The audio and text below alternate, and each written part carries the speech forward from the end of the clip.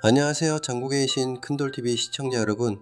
오늘은 인천 청라의 로봇랜드에 나왔습니다. 18년 동안 사실상 방치됐던 인천 청라의 한 구역.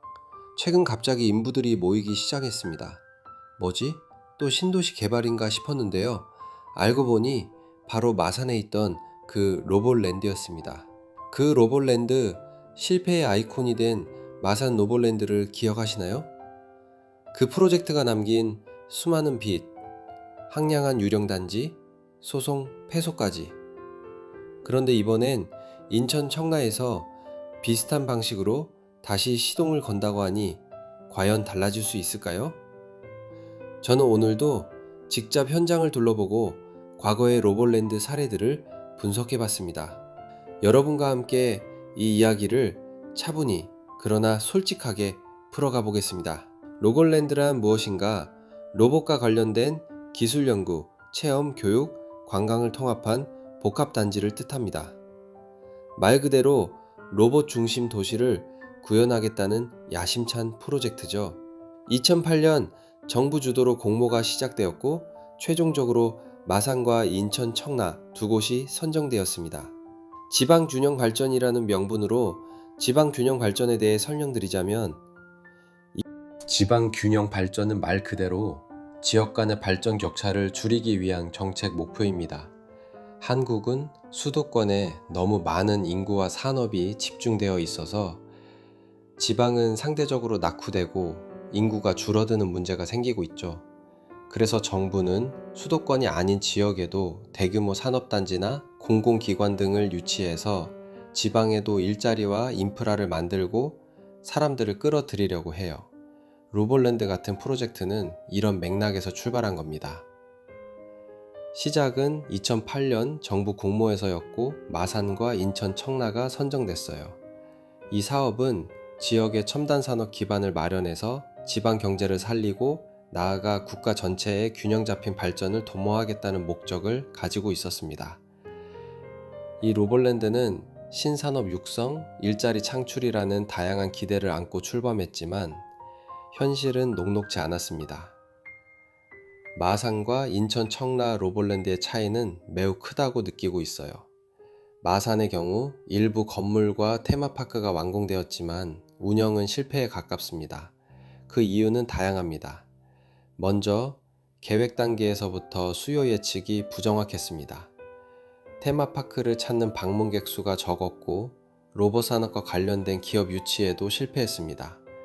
또 접근성이 떨어지는 위치에 지어져서 일반인들의 방문이 쉽지 않았고 교통 인프라도 부족했습니다. 이러한 복합적인 문제들이 모여 전반적인 운영 부진으로 이어졌고 결국 적자 운영과 이용률 저하가 계속되면서 실패로 평가되고 있습니다. 입주 기업 수는 한 손에 꼽을 정도로 적고 관람객 수도 기대에 한참 못 미칩니다. 반면 인천 청라는 착공 초반부터 문제가 발생했습니다. 초기 투자 기업의 도산, 2009년 글로벌 금융위기의 직격탄. 결국 건물 두 동만 간신히 세운 뒤 18년간 정체 상태에 머물렀습니다.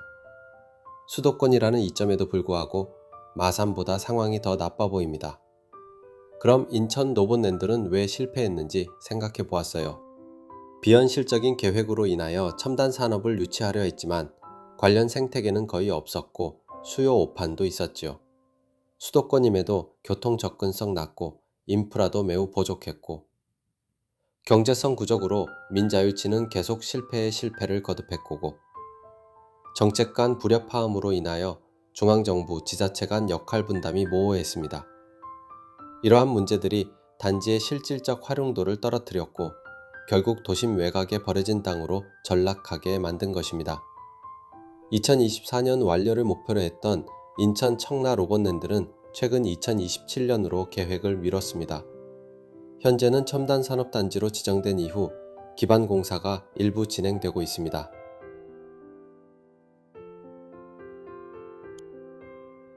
하지만 현장을 직접 둘러본 결과 진척도는 낮고 공사 분위기는 활기와는 거리가 매우 멀었어요.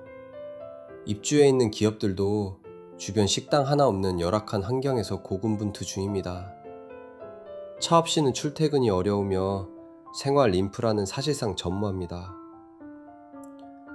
실제로 근무 중인 몇몇 엔지니어와 이야기를 나눠봤는데 공통적으로 답답하고 불편하다는 반응이었습니다.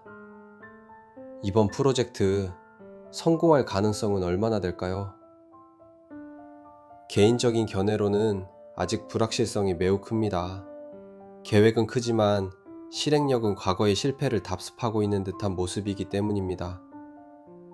하지만 과거의 경험에서 교훈을 얻고 현실적인 접근을 한다면 조금은 다를 수도 있겠죠.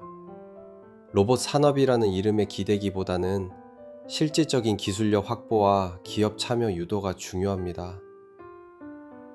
공공의 혈세를 또다시 낭비하지 않으려면 이제는 실질성과 지속 가능성이 중심이 되어야 합니다.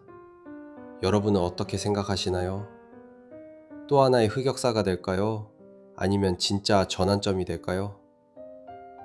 전국에 계신 큰돌TV 가족 여러분, 오늘 영상이 유익했다고 생각하시면 구독, 좋아요, 댓글로 응원 부탁드릴게요. 큰돌TV는 다음 영상에서도 더 깊이 있는 정보를 전달 드릴 수 있는 이야기로 찾아뵙겠습니다. 감사합니다.